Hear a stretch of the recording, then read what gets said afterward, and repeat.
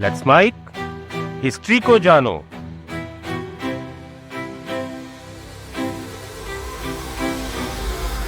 मणिपुर में मैतेई और कुकी समुदायों के बीच चल रही हिंसा थमने का नाम नहीं ले रही है।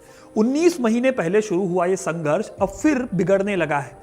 पिछले 12 महीनों में हो रही हिंसा में 19 लोगों की मौत हो चुकी है और बीते एक साल में यह आंकड़ा 250 के पार पहुंच गया है। पिछले साल यह हिंसा एक स्टूडेंट प्रोटेस्ट के बाद से भड़कनी शुरू हुई थी, जो अभी तक चली आ रही थी। लेकिन 11 नवंबर को हालात बिगड़ते हैं जब मणिपुर के जिरीबाम जिले में सिक्योरिटी फोर्सेस और कुकी उग्रवादियों के बीच मुठभेड़ होती है। इस मुठभेड़ में 10 उग्रवादी मारे गए। इसके बाद उग्रवादियों ने 6 मैतेई नागरिकों को किडनैप कर लिया। इन नागरिकों में 3 महिलाएं और 3 बच्चे शामिल थे। सिक्योरिटी फोर्सेस इन्हें बचाने की कोशिश करती हैं, लेकिन इनकी बॉडीज मिलती हैं मणिपुर की एक नदी में। जाहिर है कि एक बार फिर से मणिपुर हिंसा की आग में जलने लगा है। लेकिन मणिपुर में यह हिंसा सिर्फ आज या पिछले साल की हिंसा से नहीं शुरू हुई, बल्कि इस हिंसा का भी अपना एक इतिहास है। पिछले कई सालों से मणिपुर में हिंसा हो रही है। मैतेई और कुकी ट्राइब्स आपस में लड़ते हैं, जिसका रिजल्ट होता है कई लोगों की मौत और स्टेट का पिछड़ापन। इन दोनों ट्राइब्स की दुश्मनी तब से है जब से हमारे देश में अंग्रेजों का आना शुरू हुआ। इसलिए इस वीडियो में हम जानेंगे इतिहास मणिपुर का, कैसे मणिपुर डेवलप हुआ और आखिर क्यों इन दोनों ट्राइब्स में इस कदर लड़ाई होती है। आखिर क्यों आज तक इन दोनों ट्राइब्स का मुद्दा सुलझ नहीं पाया है और आखिर कब तक इस मुद्दे को सुलझाया जा सकता है। तो वीडियो को पूरा देखिएगा, क्योंकि अपना इतिहास नहीं जानोगे तो खुद को कैसे पहचानोगे। लेकिन इतिहास से पहले मणिपुर की ज्योग्राफी को समझ लेते हैं।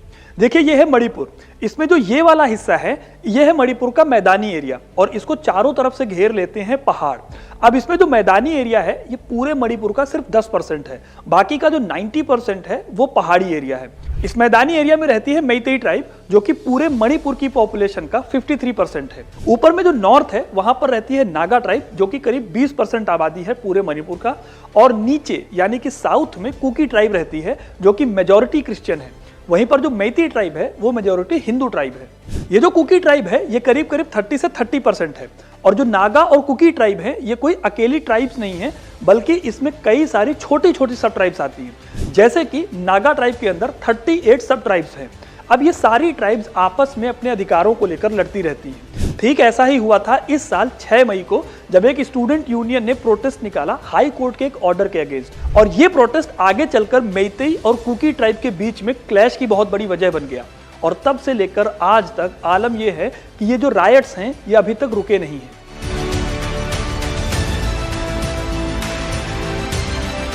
दोस्तों, मणिपुर की आज की कहानी को समझने के लिए हमें जाना होगा 1707 में, जब इसे कांगलेई पाक नाम से जाना जाता था।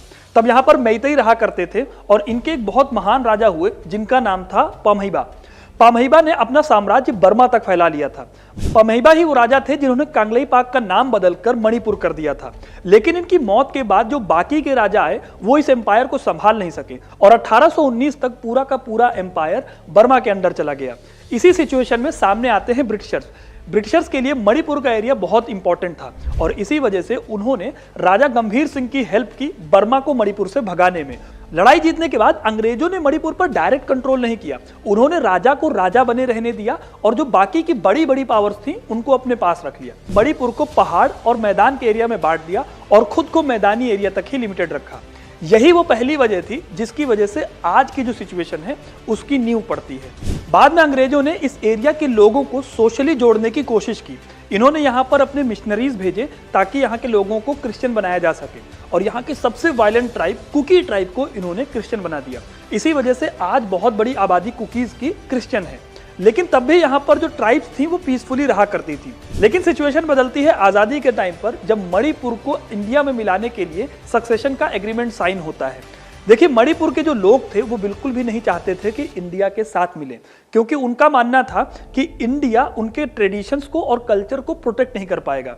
इस वजह से उनकी मांग थी कि उनका एक अलग देश बना दिया जाए। वहीं मणिपुर इंडिया के लिए बहुत इंपॉर्टेंट था क्योंकि ये म्यांमार से जुड़ता है और इसी वजह से इंडिया हर हाल में मणिपुर को अपने साथ मिलाना चाहता था। इसी वजह से सितंबर 1949 में म्यांमार के राजा जब शिलोंग आए तो उन्हें हाउस अरेस्ट कर लिया गया और उन्हें तब तक नहीं छोड़ा गया जब तक कि वो राजी नहीं हो गए इंडिया के साथ मिलने में। और इसी वजह से अक्टूबर 1949 में मणिपुर इंडिया का पार्ट बन गया। लेकिन इस वजह से मणिपुर में कुछ ऐसे ग्रुप्स बने जो इंडिया के इस फैसले के खिलाफ थे।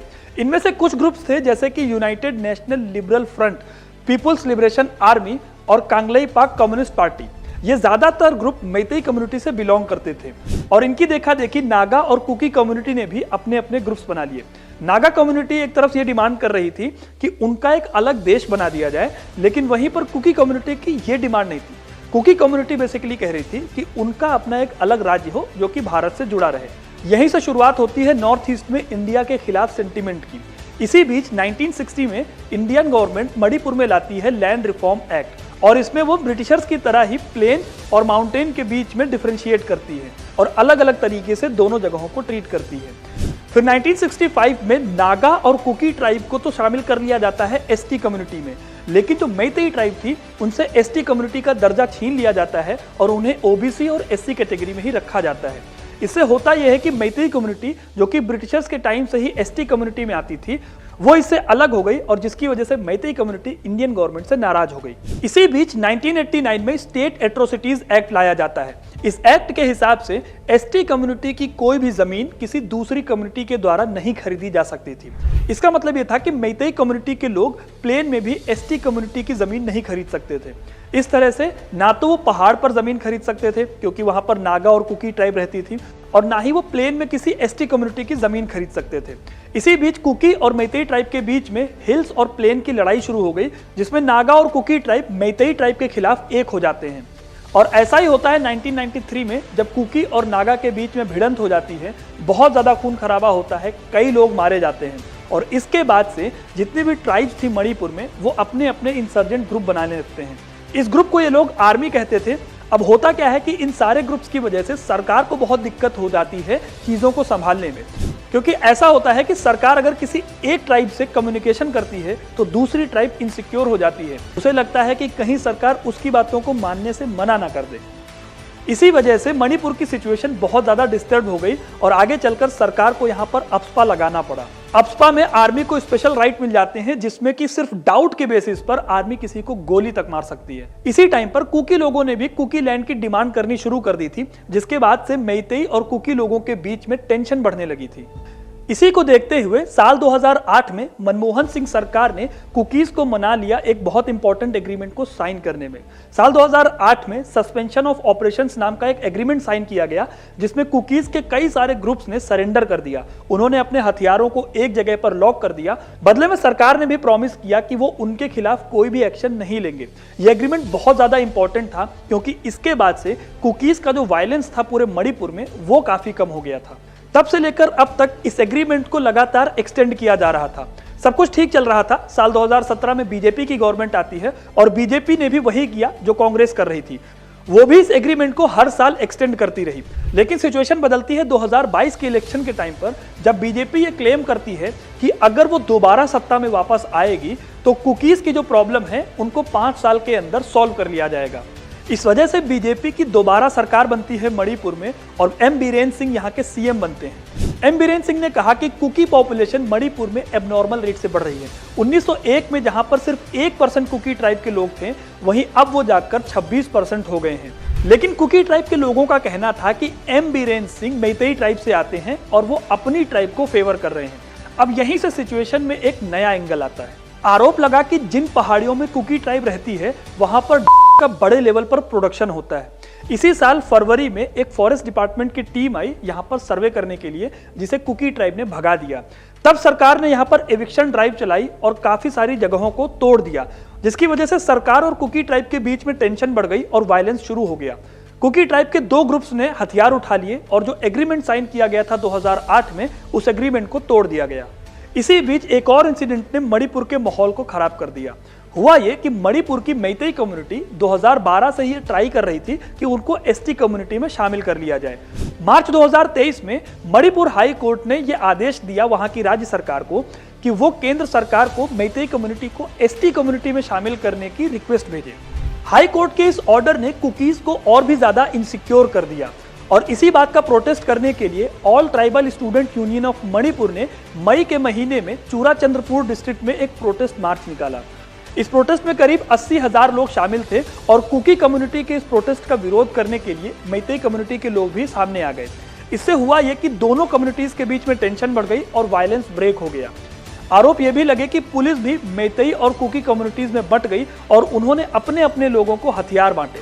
पुलिस स्टेशन से हथियार लूट लिए गए और सिचुएशन आउट ऑफ कंट्रोल हो गई, जिसकी वजह से आर्मी को बुलाना पड़ा यहां पर सिचुएशन को कंट्रोल करने के लिए।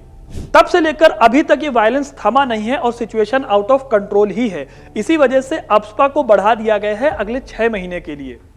इस तरह से आज तक मणिपुर में ट्राइबल टेंशन घटने की बजाय बढ़ी ही है।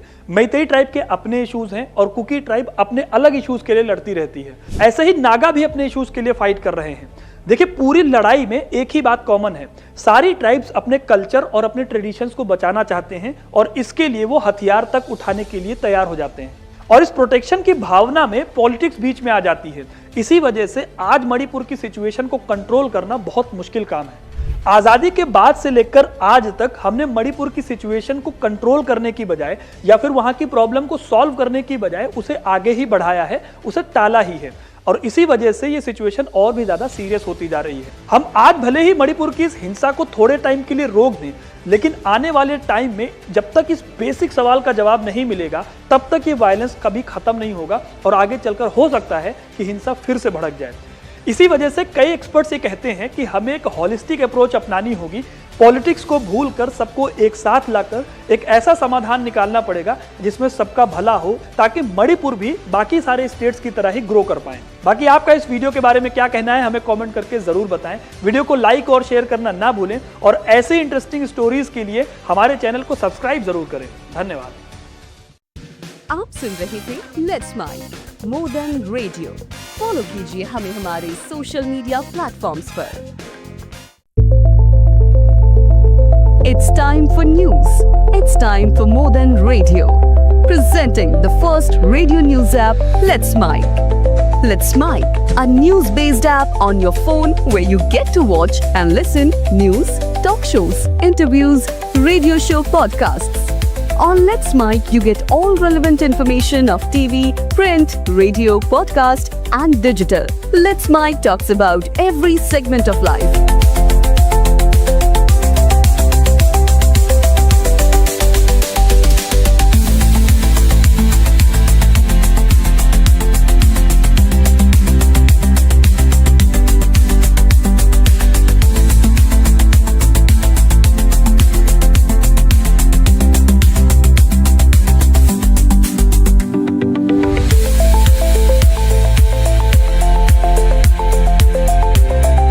Download the app now from Play Store. Available both on Android and iOS mobile phones.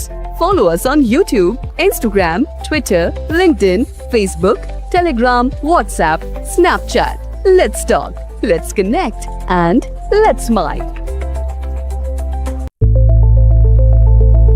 It's time for news. It's time for more than radio. Presenting the first radio news app, Let's Mic. Let's Mic, a news-based app on your phone where you get to watch and listen news, talk shows, interviews, radio show podcasts. On Let's Mic, you get all relevant information of TV, print, radio, podcast, and digital. Let's Mic talks about every segment of life.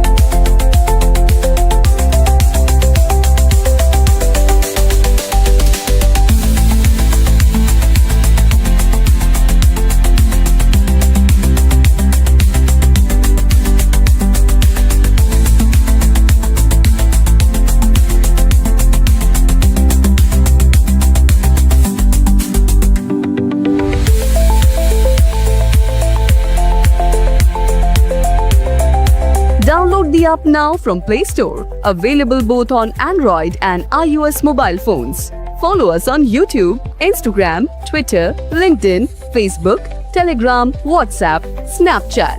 Let's talk, let's connect, and let's mic. It's time for news. It's time for more than radio. Presenting the first radio news app, Let's Mic. Let's Mic, a news-based app on your phone where you get to watch and listen news, talk shows, interviews, radio show podcasts. On Let's Mike, you get all relevant information of TV, print, radio, podcast, and digital. Let's Mike talks about